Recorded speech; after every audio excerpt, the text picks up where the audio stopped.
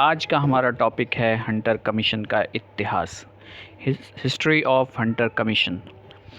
Hunter commission कब लाया गया, इसका क्या उद्देश्य था और ये भारत में इसका क्या प्रभाव पड़ा, ये सब जानेंगे इस वीडियो में। ये हर एग्ज़ाम में पूछे जाते हैं। तो सबसे पहला हमारा क्वेश्चन जो आता है कि ये किसके नाम पर लाया गया। तो आप देख रहे हैं यहाँ पे कि हंटर नाम के एक व्यक्ति थे, उन्हीं के नाम पे हंटर कमीशन लाया गया। ठीक है, उसके बाद आगे चलते हैं कब लाया गया। तो दूसरा क्वेश्चन है कब लाया गया। देख रहे हैं व्हाट इज़ हंटर कमीशन। 1882 में 1882 में इसे लाया गया। ये हंटर जी हैं बैठे हुए। रिकमेंडेशन ऑफ हंटर कमीशन, तो इसको हिंदी में समझेंगे। ठीक है, नेक्स्ट। तो हिंदी में हमने हंटर कमीशन के बारे में थोड़ा सा पढ़ा है, लिखा है।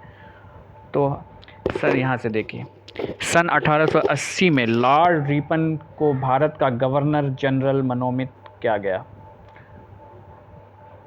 1880 में भारत का गवर्नर जनरल, तो ये याद रखिएगा कि भारत का गवर्नर जनरल कब मनोनीत किया गया, लॉर्ड रिपन को 1880 में। उस समय उन्होंने भारतीय शिक्षा के विषय में 1882 में एक कमीशन गठित किया जिसे भारतीय शिक्षा आयोग कहा गया। विलियम हंटर की अध्यक्षता में आयोग का गठन होने के कारण इसका नाम हंटर कमीशन पड़ा। तो हंटर कमीशन इसका नाम क्यों पड़ा कि उनकी अध्यक्षता में ये काम हुआ था। प्रमुख बातें उसके बारे में जानते हैं हंटर कमीशन के बारे में।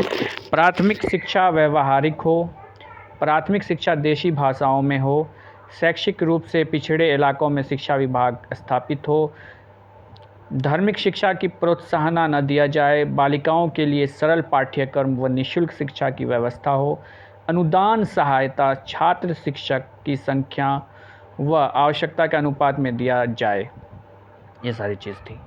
ठीक है, उसके बाद थोड़ा सा और देखते हैं हंटर कमीशन के बारे में। हंटर का मत था देशी पाठशालाएं राष्ट्रीय शिक्षक प्रणाली में महत्वपूर्ण स्थान ग्रहण कर सकती है। हंटर आयोग के सुझाव, क्या सुझाव दिया था उन्होंने, ये बीपीएससी में यूपीएससी में पूछा जा सकता है, उनके क्या सुझाव थे। ठीक है, तो पहले देखिए प्राथमिक शिक्षा, दूसरा सुझाव था माध्यमिक शिक्षा, तीसरा सुझाव था उच्च शिक्षा, चौथा सुझाव था सहायता अनुदान व्यवस्था, पांचवा था, ये 5th पॉइंट है, स्त्री शिक्षा। उसके बाद छठा पॉइंट हमारा है मुस्लिम शिक्षा। ठीक है, ये इनका सुझाव था। उसके बाद देखिए, उसके बाद 7वां पॉइंट है हमारा धार्मिक शिक्षा राजकीय विद्यालय में नहीं हो, देशी पाठशालाएं पंडितों और मौलवियों की विद्यालयों का मान्यता तथा अनुदान प्रदान किया जाए। उच्च तथा निम्न सभी प्रकार के देशी विद्यालयों को सरकार प्रोत्साहन दे। विद्यालय के निर्धन छात्रों की छात्रवृत्ति दी जाए। उसके बाद हमारा 12वां पॉइंट है इस आयोग के तहत 2 विश्वविद्यालयों की स्थापना की गई, पंजाब विश्वविद्यालय 1882 में तथा इलाहाबाद विश्वविद्यालय 1887 में। आयोग के शिक्षा का उत्तरदायी भारतीयों को देने का सुझाव दिया जिसमें देश में राष्ट्रीय चेतना जागृति हुई। आयोग ने भारतीय शिक्षा के विकास के लिए निश्चित नीति दी। ठीक है, हंटर